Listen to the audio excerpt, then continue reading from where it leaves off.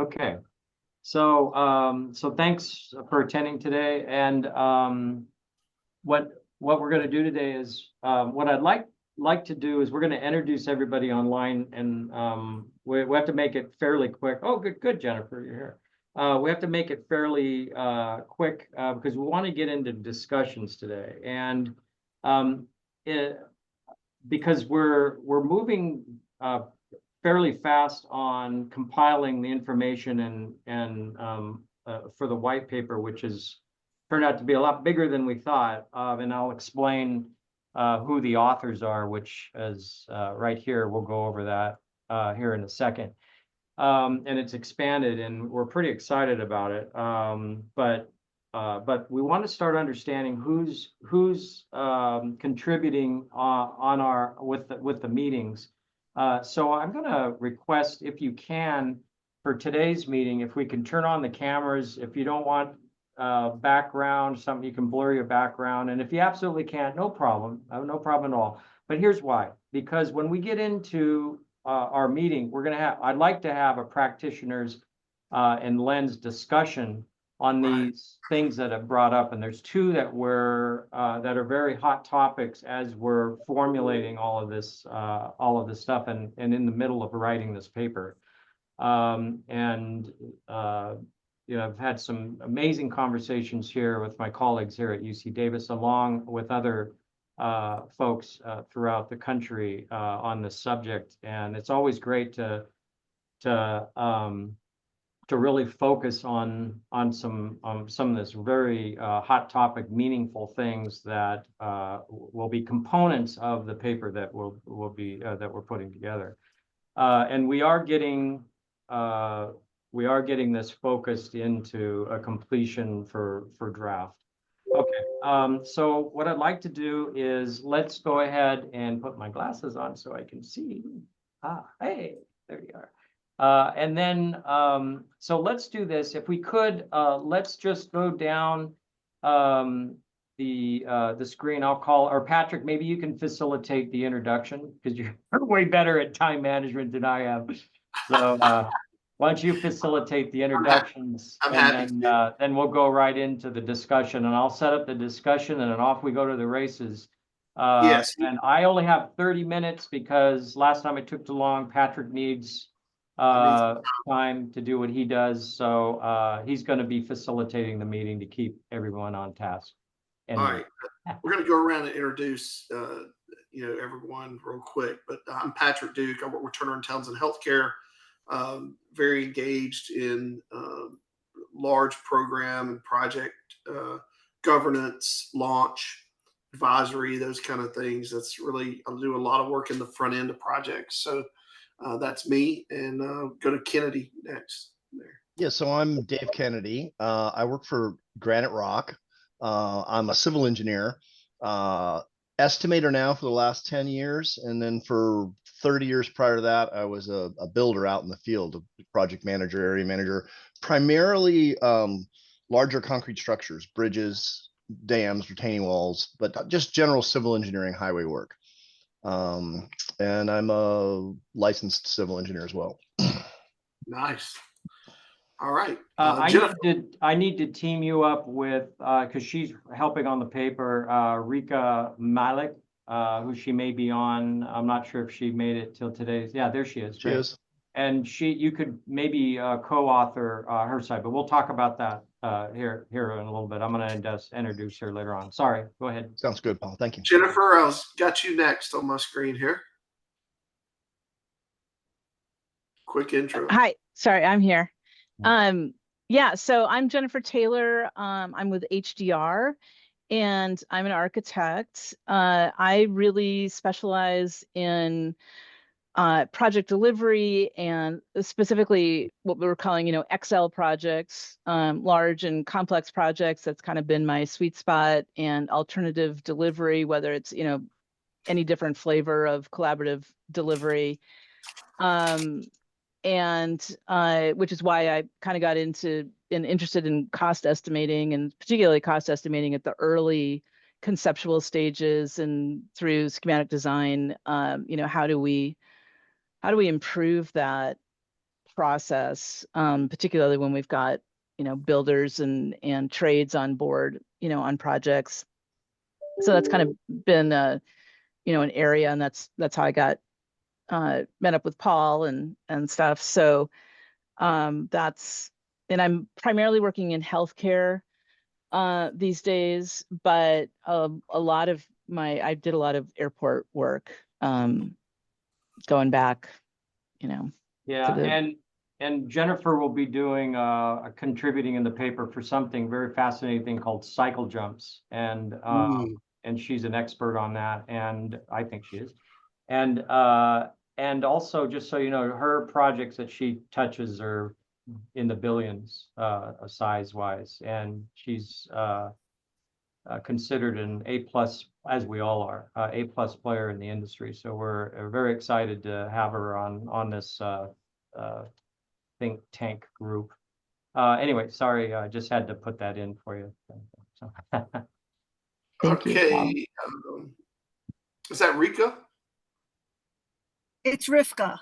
Rifka, I'm so sorry. I couldn't see the F there. Apologize. It's okay. It's fine. We'll go to you next. Sure. I'm Rifka. Last name is Malik.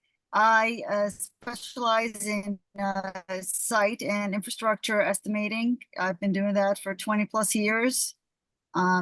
That's all I do. I get into the nitty-gritty details, and also complex projects is what I love most. And I like to think things through to the death. So I'm very happy to be here. Yeah, there'll be plenty to think through. I'm excited to be in a place where I'm not criticized. There you go. I feel very much at home here, and I'm excited to be here.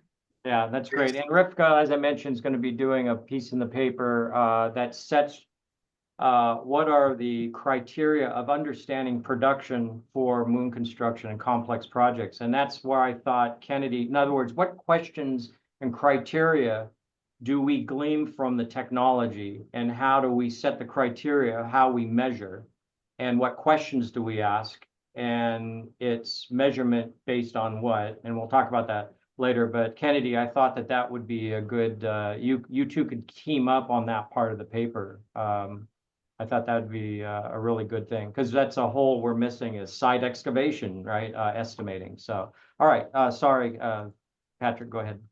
All right, we'll go to Scott next. Good afternoon, everyone. Scott Koontz with Gendoco Construction, civil engineer by schooling, estimator for 30+ years. It pains me to say that out loud at this point, but nonetheless. Gendoco mostly focuses on institutional type clients, so a lot of higher ed work, a lot of hospital work, a lot of complex open renovations in both of those environments, and located in Western Pennsylvania. Great. Cool. All right, Steve. Hi, I am Steve Fehr. I am at NASA Langley. I am our Deputy Chief Engineer for Center Operations, which is our Langley facilities, presently detailed as our Transformation Portfolio Manager, also involved in AI, enterprise architecture, and data architecture. Background is interdisciplinary, PhDs in systems engineering. I've had a pretty broad experience as far, including prior coming to NASA, I was doing a lot of DoD facilities, including MILCON, planning of facilities up to the largest were about $500 million. Did a lot of estimates I did personally for a lot of smaller projects as well. So. Awesome. We are so honored to have you on the call with us. And I know you've been on others as well. So thank you. Ashiq. If I may, let me, go ahead, I'd like to really quick, Steve has been an amazing mentor to our UC Davis students. And I'd like to thank you, Steve. It's such a inspiration for them to have you work with them. And so just wanted to let you know, and let the group know how you really do give back to the higher education. So thank you, Steve. Well, Thank you. And I appreciate their support as well. They've been great to just bounce questions off and have actually been a really good help. Yeah, great. Thank you, Steve. Okay. Ashiq? Hello, everyone. I'm Ashiq. I'm a fourth year civil engineering major here at UC Davis. I've been with the study for a little over a year now, and I've worked with Turner Construction for a couple summers before, and I'll be working with Swinnerton post-graduation this summer. Thank you. I think Juan Miguel, I think we have next. Hey, good afternoon, everyone. Juan Miguel Guru. I'm with Wharton Smith. We are a commercial construction manager on the southeast coast of the United States, mainly Florida. We do a lot of public work. We also have a water wastewater division. I personally head up the pre-construction department for the west coast of Florida. Great, thank you. And we have one more person. I think I see. Hold on. Is that everybody? Karka?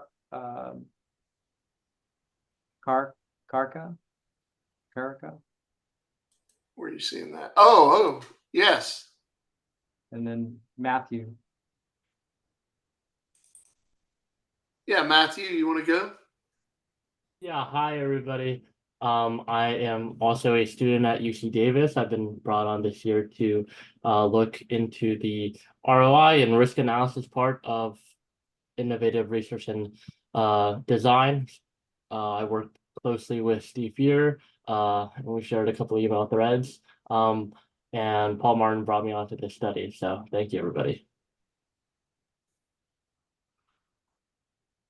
One student that's missing is John Lun, who just joined. He's a student who completed the estimating analysis class and has a high order of thinking in this matter, and he's digging into on this study. He's researching decision making for this for full cycle estimating for this study. So I'm going to team him up with you, Jennifer, if that's all right. Okay.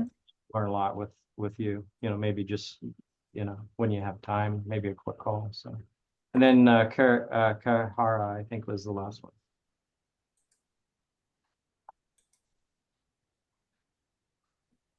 Okay. It must not be.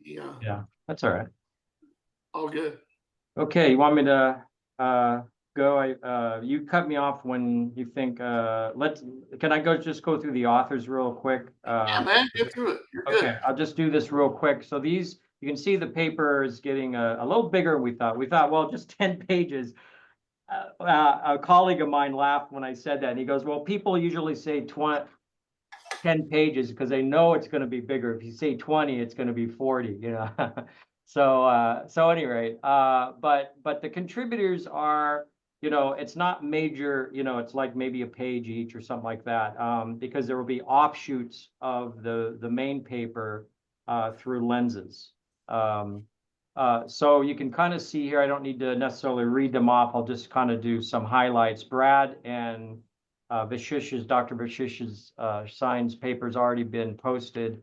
And you can see, and don't worry if your name's on the list, because I've talked to you individually. Just start thinking of, probably, and Patrick, I'll defer to you on this. Our main focus right now is finishing up these main topics and then coordinating these, how they move in. You can kind of see the way the format is from Vashish and Brad's paper, but don't worry necessarily about the stylistic aspect of it, because that will be done through editing and it'll make it one voice. The thing that's going to happen though is when you contribute to the paper, it's not going to be a bunch of names and then you don't know who wrote what. Each person will be identified for the section that they write, and that will keep it much cleaner. And then as the community, the practitioner community or greater has questions, then we know who the experts are on that. So just FYI on that. I think, Dr.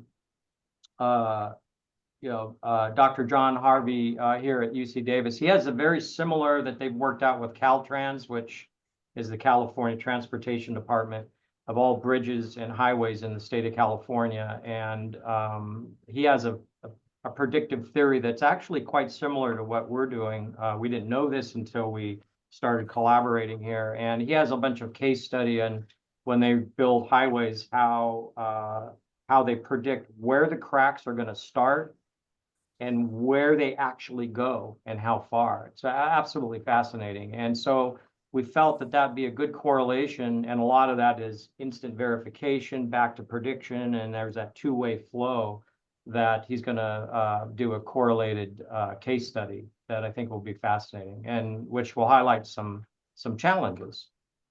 Risk, Dr. J. Lun is a professor here. He's nationally known for predictive analyst, as a predictive analyst, and he is going to write a paper on the risk of risk analysis. What are the things we have to be careful about?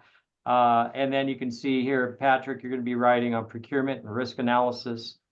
And Jennifer, cycle jumps, which this process is probably has 1 million of them, by the time it's done. I mean, I'm over, let's say, thousands of them, So that to me is, going to be as they all are, but this is a unifying topic, I think, that's going to be important.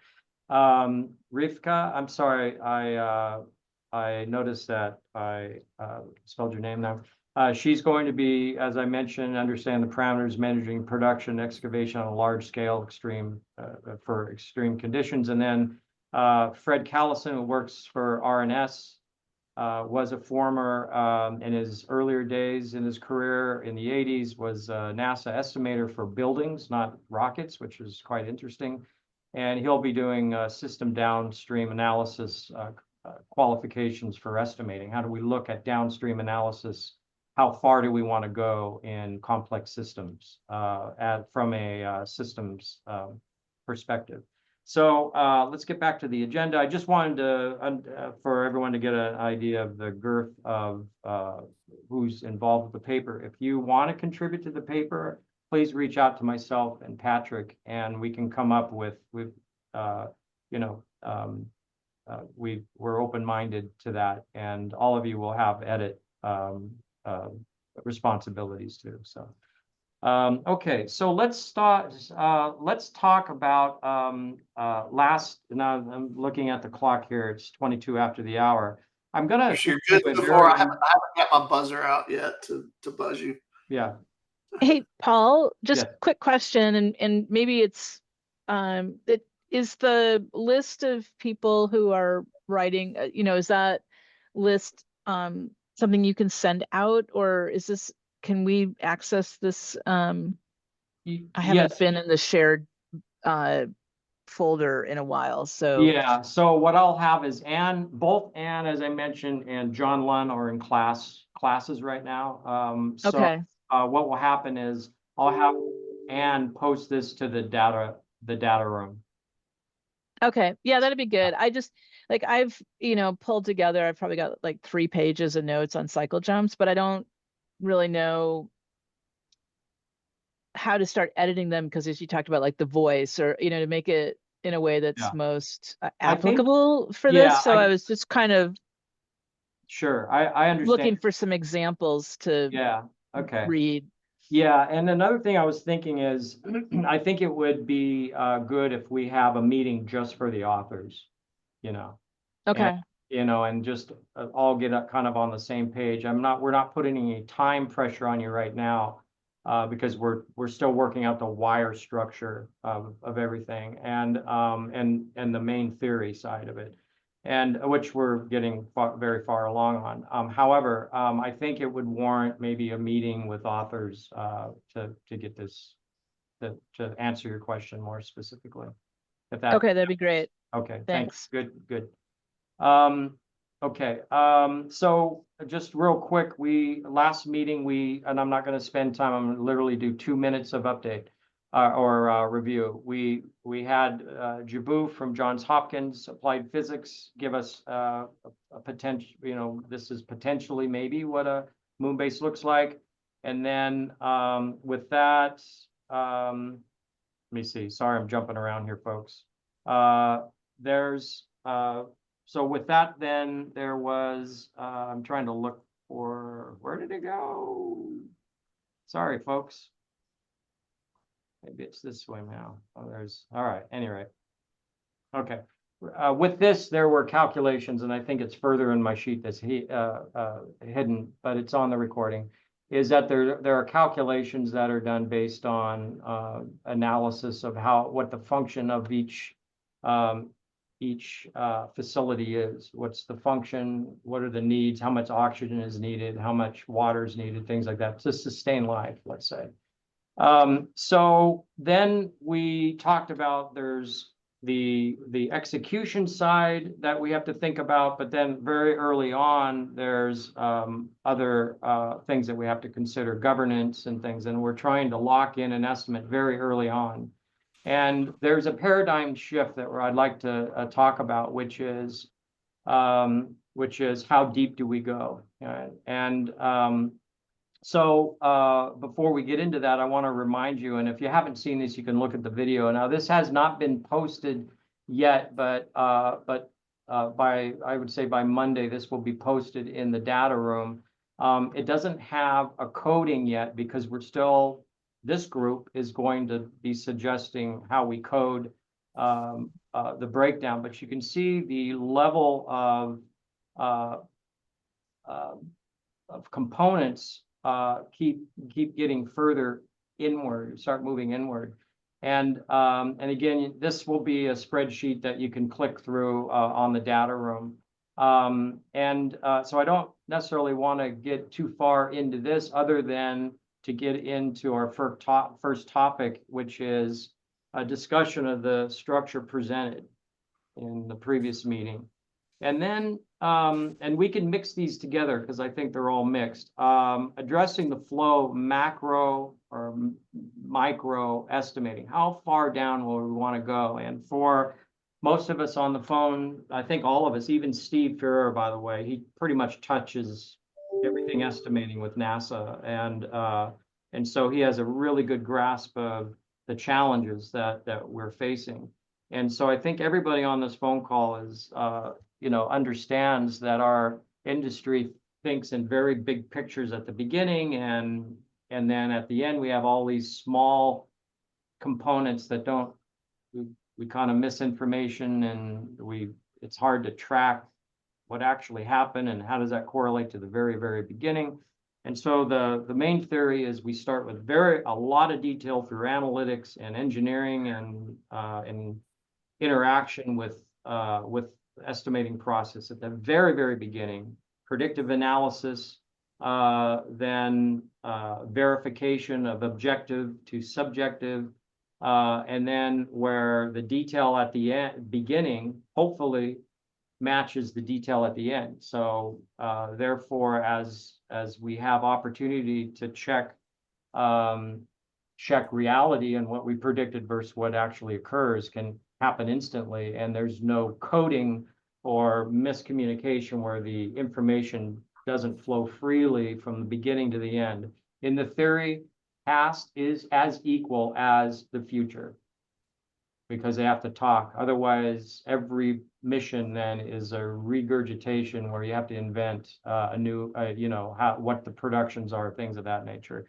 And many of our colleagues here in the hallways are talking about the importance of getting this together very early when NASA starts doing testing of technology. They're not just going to build a launch pad, and landing pad. There's going to be material testing, and then some sort of the material on some sort of a scale where they're going to maybe put it under condition testing on the moon, to a scale or things of that nature. All of this stuff is feeding into how we formulate the master estimate of predicting time. And then consideration of the law of diminishing return. When is too much too much? And I think that was Steve, you and your other colleague from NASA chimed in this, and I think it's a good point that I want to just get out to discussion is when is enough enough? You know, we don't want to count the atoms of a screw, you know, but we may want to not only count the screw, but how many times we turn the screw, right? As opposed to just counting screws or not counting screws at all, because everything has a mission. And as an example, if you can imagine, if it's a robot with a screw, you know, imagine, or even an astronaut, you know, the estimators, well, the engineers are going to be thinking about this, but this has to transfer into estimating as well, is an astronaut may have to have, you know, how do you grab a screw? It may have to have some sort of an attachment to the hand that can, you know, pick up small items and things, you know, just little things like that we have to think about. And you don't want to drop a screw, right? Because then it falls in, right? Because then you have a regolith in it and it produces, you know, all of this stuff has to be thought through. So it's just a very, very small example of the amount of predictions that are occurred. We think we have this figured out, but it is quite complex. So I want to pause there, and before we get into general conditions, which is another topic, are there any comments on this? How far, how far, Patrick, let's start with you. So sorry, I put you on the spot, but no. When nobody speaks up, I gotta. It's very complex in terms of as we get to the point of, you know, implementation. But I think there's a structure and then the nesting within the structures as you get closer, right? Because some of these things we're going to know at a high level now. We know we need to know them probably at a more detailed level later, and that would be interesting to see how that breaks down. Yeah, I hope that makes sense. Yeah, I think you're right on. What I think would be good is you take stabs at the detail going downstream, you know, in the micro macro world of detail. And to put premise on what I'm saying is using the screw as a metaphor. In earth estimating, we will never count the screws because it's part of the assembly. But a screw can be so pragmatic or so paramount and dangerous, you know, or critical on the moon that it needs to be a planned motion, certainly if astronauts are doing it, right? And so it's just like how much, I think it's a switch in paradigm of really what we need to understand. And tying into what you said, which I think is right on, is it may be interesting to at least predict downstream how far you go, and then as we get that verification, even if we're not pricing those yet, because pricing doesn't come out understanding time until we understand everything, so that's downstream, but just finding out how we build the estimate, I think is going to be very pragmatic. And as the verification is confirmed, that's going to change our unit, how far down we go down on units, you know. So that's going to be a lessons learned too, as it's actually happening, I think. Absolutely. Yeah, I think some of this may just become just very volatile based on uncertainty and assumptions. It doesn't make a whole lot of sense to try to drill down to the individual screw if we don't even know if the technology is going to work, or we have these very broad uncertainty and assumptions. So for the early estimates, it probably will be pretty broad, that we would stop fairly early to the point where we're actually loading up the rocket. Then we should at that point know pretty precisely what everything costs because it goes on the rocket. But then we still don't know what's going to happen once we actually get to the moon. Yeah, I think where my mind goes with that is I totally agree with what you said, but I think from what my perception is just from our conversations is that it's all about time. when it's on the moon, and resources. And safety, of course. And so when I'm maybe, for me anyway, my paradigm shift is maybe cost. Of course, cost is important, but we're going to figure that out. Yeah, I think eventually, Yeah. But But I think cost turns into time, and so time is predicted by what we understand so if we don't count the screws, how would we know what the production of it? It's such a different way of approaching than just you drop a screw, who cares, it is, and that I think really goes into that uncertainty, because for the sake of the estimate, we may not literally be counting every screw, because we don't even necessarily know if a robot will be constructing it or an astronaut this early in the project, because we don't know if those technologies will go out. So it almost more so becomes a question of what's the appropriate contingency level to put to the project at different stages. I think when we do launch, we're probably going to have a much larger contingency than we would for a terrestrial project, just because the uncertainties are so much larger. And that will go on down to the high level estimates. And I mean, there's obviously no precedent for that, but I think a group like this is probably the right group to at least try to take a stab at figuring out what the right numbers should be. Well, let me ask a question. When you say contingency, are you talking? Define what you mean by that. Are you talking? Oh, it's the term we always use in the DoD projects, but it's just the fluff factor you put on how far you had it. Yeah. Well, but are you talking contingency of cost, contingency of funds, and really contingency of time? I mean, we would have contingencies for both. So let me ask this as from NASA. You probably have more insight than all of us. Let's say that the astronaut astronaut or robot, because robots are actually a commodity as well. They can only do so much at a certain time and they break down. So, they're going to have a cost of operation also, potentially. Not as probably obviously safer than an astronaut or whatever, but let's say that as an example, there's 100 screws, let's say. And so let's say that there's some screws that can't be placed by a robot. Do you think that they would plan the mission with the astronaut and say, okay, today your mission is put in these 5 screws, and then they plan it by time and resource? Or am I overthinking this? I'm not directly involved in that level of planning for astronauts. I come from a different side of NASA. But from what I understand, that is kind of how they look at it, that we're looking at, there are some things that we expect a robot to be able to do, that we would make assumptions that we'll have a robot do it. And then there's other things where the robots just aren't going to be capable, where we may have an astronaut sitting in a habitat, remote controlling it, which makes some things easier.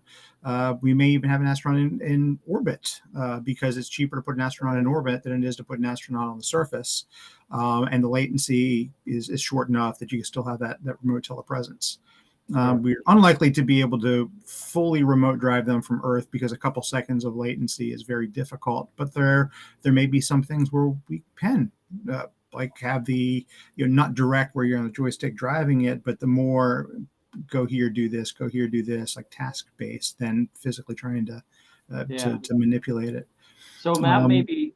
Oh, go ahead. I'm sorry. Go ahead. Oh no, but I just say there's a whole spectrum of possibilities in there, each of which would have a different cost, and a lot of those costs really depend on where the technology is when we actually start the construction. Yeah, one of the discussions we had early on is how do we predict, we think there's 3 things, technology on the shelf that needs to be adjusted, and then new technology. And each of those have different ways, I think, that we would have to approach estimating. And so that's something, and it just makes things even more, it gives you more anxiety, right?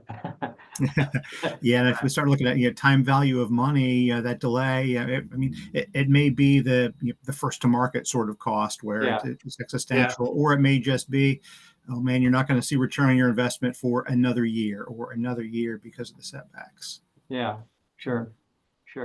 And I think, is there any comments, Jennifer? If I could see what's going through your mind, because you are in an interesting perspective, and so people know her expertise. As she's with HDR, a very large architectural firm here in the United States, and she controls design in a way where she's coordinates the builder and the architect, and on very large projects, and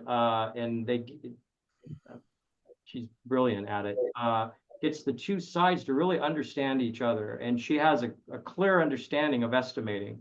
We've gone through so many philosophical talks professionally in our careers, but she also really understands design. And as you listen to this, Jennifer, what's going through your mind? Well, I'm sketching off here on the side between, like this idea of, what's on the rocket versus what happens on the moon. It's really good just to listen and get perspective, because this is such a different process, and trying to, and I think I missed the last meeting, so just trying to get my head into the complexities of where where we are now, where information will become more defined, what will not, like what Steve was saying, won't be defined for some long period of time, because the technology is going to keep moving. So I think it's going to be a very iterative process. Yeah. Of thinking that we've sort of figured something out, and then we're gonna have to go back and kind of adjust. So building in that flexibility to the model, or what we're thinking as we move forward. And what, like you were saying, well, okay, contingency, it can't just be fluff, right? We gotta have some idea of what's in that contingency, so that we can then figure out, well, when we've defined something, we can reduce it. But it's kind of getting, but right now we may not know what all those things are. So maybe bucketing it in a way that is like, well, these are the certain unknowns, these are certain other unknowns, and whatever, and we're going to put some money to that. But then as we start defining those things, we can maybe reduce those contingencies because we've accounted for them in some other way. Yeah, and I think it's a very valid point. And what I think the danger is as we're saying, well, we don't know yet, so we won't we'll put that in another section of the estimate or whatever. I think for practicing reasons, to always understand the full picture, no matter what the puzzle is. Right. 60% of the puzzle there, or 30%, we still need some sort of complete story. And a way to do this may be to keep the hierarchy going into detail, and this group has to figure out how far we go, but so we don't enter the law of diminishing return.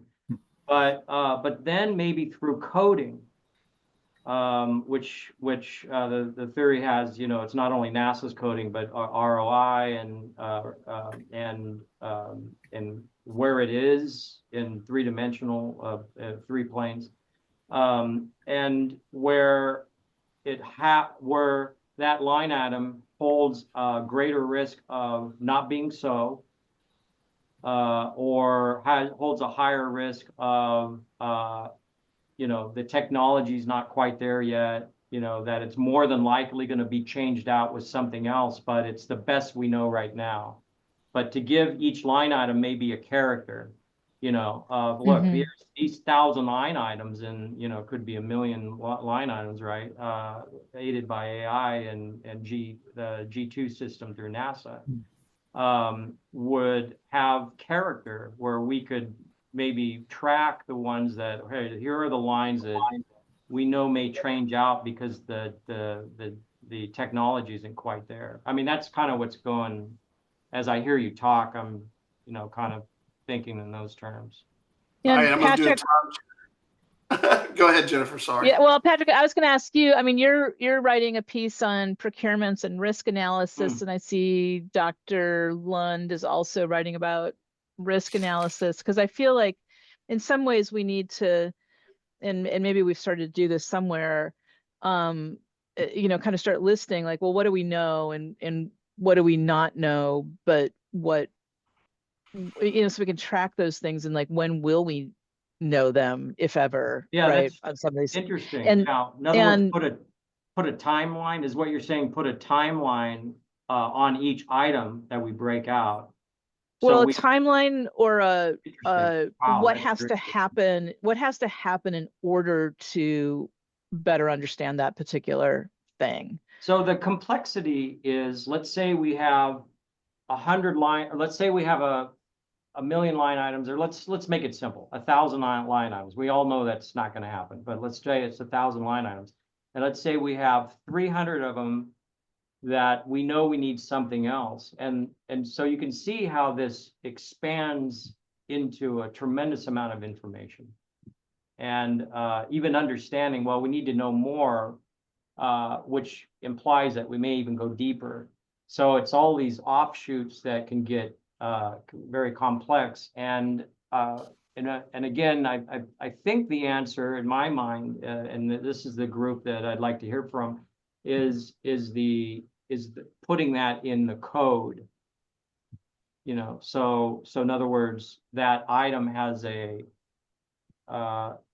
character, has a history that can be tracked, and we know that.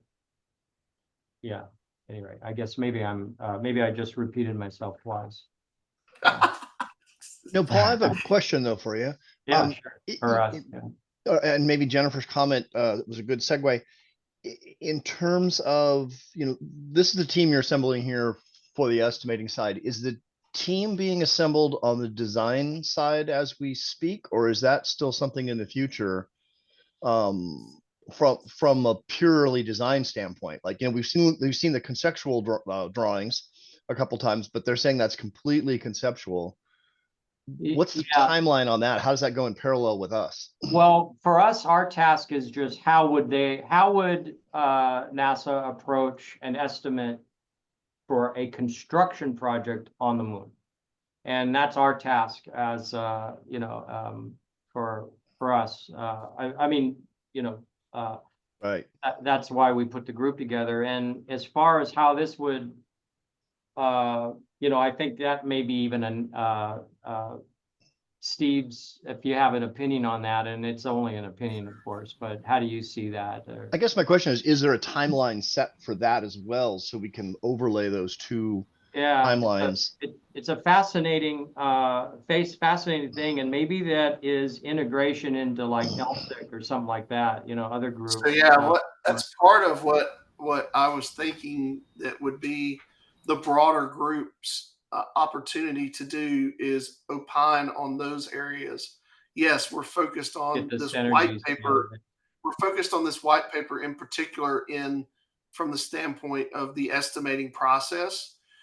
But I do believe that what we want to do after that, through our group process that we're recommending, is to break it down into what I've broken down into 6 areas, and I'd like to go over those, but and then really kind of focus on, okay, what is needed from our lens as pre-construction, if you will, risk mitigation, risk analysis.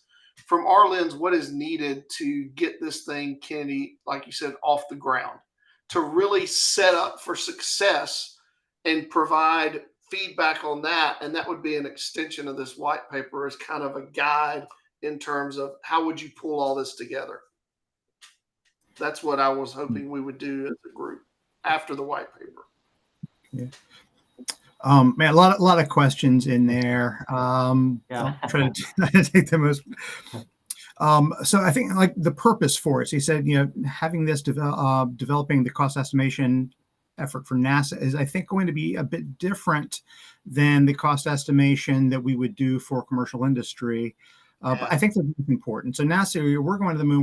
We're typically going there, for science, to better understand it. But part of our mandate is enabling commercial development of the moon. Just like we've enabled commercial development of low Earth orbit, where we want to enable private industry to just go. So that if NASA wants to go to the moon, we just buy a ticket, buy a ticket to fly out to California. And part of that is, government economics are a bit different than commercial economics. Like, we don't necessarily look at, MAR or return on investments the same way for the government, because oftentimes we are doing the task that there is no business case for. We know it's not going to make money, but it's going to give us knowledge. And it's really difficult to put a dollar figure on that knowledge or the value of the knowledge. Whereas the commercial efforts weren't enabling those, they are definitely looking at return on investment. And I think right now, the uncertainty is so large that we're going to see a lot of hesitation of anybody to invest money in lunar construction. If we can use these methods, we can drill it down and give them methods that they can start doing reasonably accurate calculations of, man, this is the estimated cost of this project. This is the estimated benefit from it.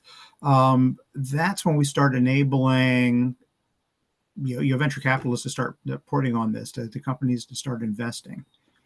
Okay, that's super helpful context, Steve. Thank you. Yeah, I didn't quite realize this. I think that may also help drive that technical development, because we're not necessarily seeing a lot of commercial development towards the technologies we need because they're not planning missions right now. But if they look at run the numbers, boom, they're going to start accelerating their efforts as well. Interesting. Wow, fascinating. I didn't see it from that perspective. That's very fascinating. Didn't need on. That's actually really helpful. That puts it in a different perspective in my mind. I was thinking this was a 100% government funded venture that we're making this tool or this estimate for, but it's a broader picture than that. You're even thinking this tool could be, if we make something that's flexible enough, it could be used by private industry and say, here's a tool for you to figure out what it costs to go build a commercial enterprise on the moon. That's a very different and interesting perspective, but it helped clarify it a lot. Thank you. Well, what we're also thinking is this is an opportunity, and I see it in conferences all the time when we talk about this subject, and I've been talking about this subject for probably a year, and I know Patrick's starting to now, and it's an opportunity that wakes up the construction industry and say, yeah, we do have to think a little different. So I think that some of the stuff that we, that we do here collectively, our task group, will probably have far-reaching implications for how we do construction and estimate here on complex projects here on Earth, like fusion reactors and things of that nature that are very complex projects. So anyway, great topic, or great discussion. I mean, thank you, Steve, for that. That was very helpful. I think that I think we all have a good sense of how complex the inward journey of how do we even structure the estimate as far as the inward is going to be pretty profound and quite complex. So I think we're looking at the time, we have to. I think we have to have further conversations, because you've seen the complexity of the items that we're coming up with now, and that's just a small fraction of potentially where one would go. So when is enough? And Dr. Jay Long here, we were having a discussion on this matter, and I was talking about lenses, and he said, well, be careful, Paul, because lenses are also blinders. And isn't that interesting? And so we have to be careful about listening to the diverse group of our lenses, and together we're more informed. So that's why I think what's important to each technology group as far as how down they need to go to solidify maybe their invention or their technology. You know, what do they need to know? And I think that would probably be some sort of an integration of conversations or Q&A to understand, well, what does the technology need? How far does the technology need for us to go down, for us to give an adequate prediction of cost and time?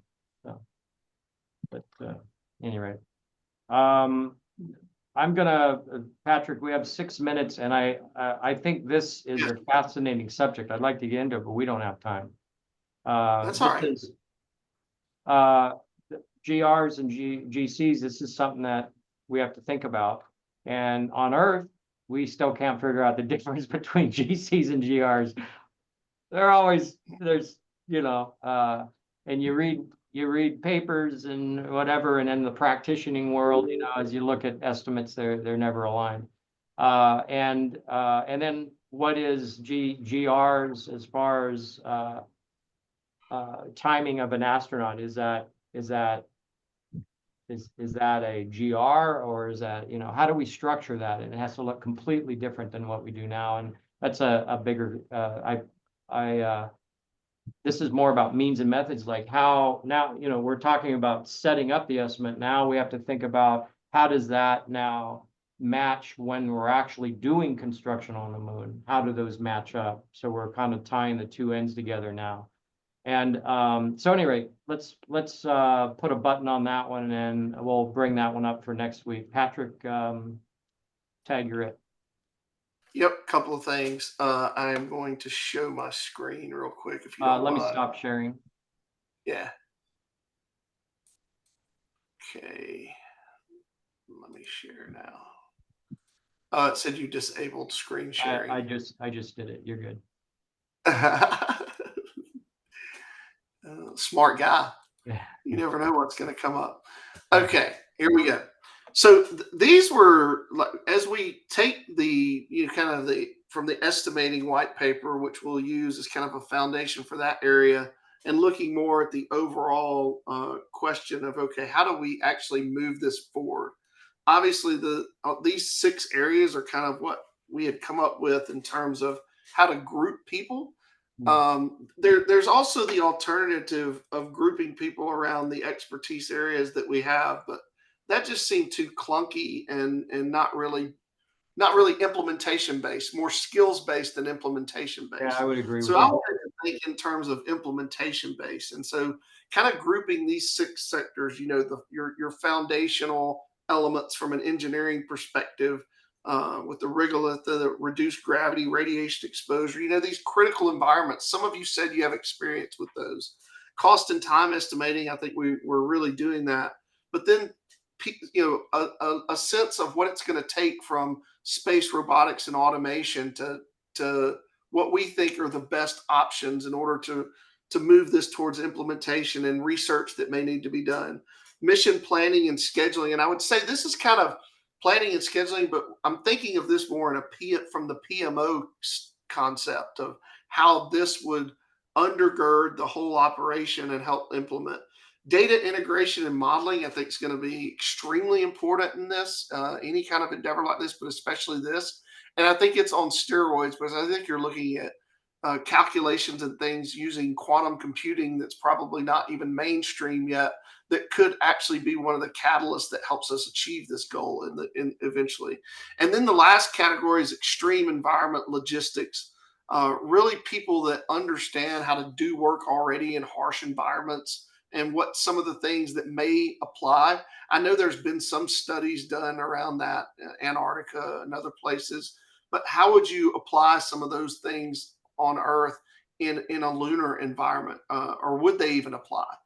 Do they even have any kind of ability to translate there with future innovation or investment?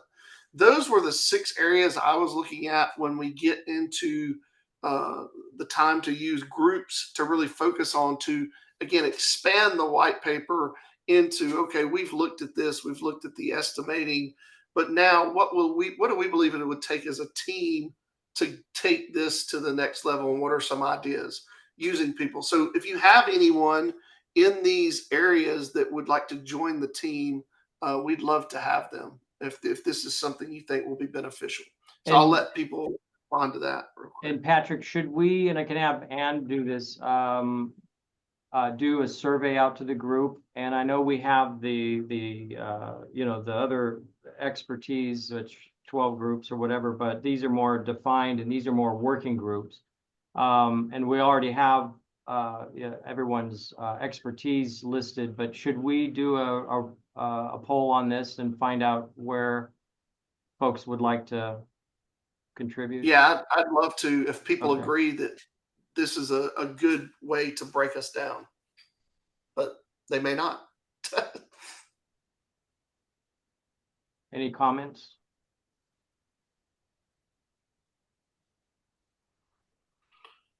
Okay. Last thing I did want to go over was there was on the agenda you saw, and I'll stop sharing my screen. On the agenda you saw probably something about a video and Ted Danson. And for many of you, that could mean two things. One, who is Ted Danson? And two, I can't believe he's still around. Yes, he is. Ted Danson is around. He does a TV science show. I think it's on Bloomberg. Man. Yes, and it's part of. They showed it on Amazon Prime, right? So this is an opportunity for you, your company, or others. If you're interested in being a part of this episode, we do have sponsorship opportunities available. You can reach out to Paul directly, but there are sponsorship opportunities. Right now, what we plan on doing is around, I think it was August, right, Paul? We're talking about doing some of the initial filming based on the white paper. Yeah. And the work. By the way, this goes right to the network thing. This isn't we're not in the app. No, we're not. Just I wanted to make sure everybody knew that. Yes, no, this is just an opportunity to be a part of this. And if you're interested, and you don't have to be a part of this group, we just want your brain power as part of this group, and your critical thinking skills. But if you want to have opportunity to be a part of this TV show as a sponsor and further this to the public at large on what we're trying to do eventually to create habitats on the moon, please let Paul know. Yeah. And that was it, Paul. Those were the two things I had. Patrick Townsend, your firm, Turner Townsend, has contributed as a sponsor for this as well. Yes, we did decide we'd like to be a part of that. Yeah. Correct. That was awesome. So that's all I had. Next steps, Paul, are really to finalize the white paper, correct? Yeah, absolutely. Any comments before we adjourn? Sorry we didn't get to GRs, but I think we'll get to that next time. Yeah, we'll do that next time. And also, we'll have to figure out how we don't have to, the structure is going to be something that just is figured out through time. I think that's after the white paper, personally. Yes. Yeah. Any comments? My 18-year-old son had no idea who Ted Danson was, just for the state for the record. Oh no. He's actually in a really cute show I just watched recently that was, I think, called The Inside Man or something like that. I heard a friend of mine said he was a good show. Yeah. So everybody doesn't know his name? Oh, that was a good one. Oh, now I got. Yeah. Okay, now everybody knows my name. Okay. All right. He's performing at the Stands Friday. Steve is his comedy show. That was good, Steve. That was good. Yeah, that was good. Yeah. Okay. All right, everyone. Thank you so much guys. for your I appreciate you. All right, have a nice weekend, all. Yeah, everybody. Bye-bye.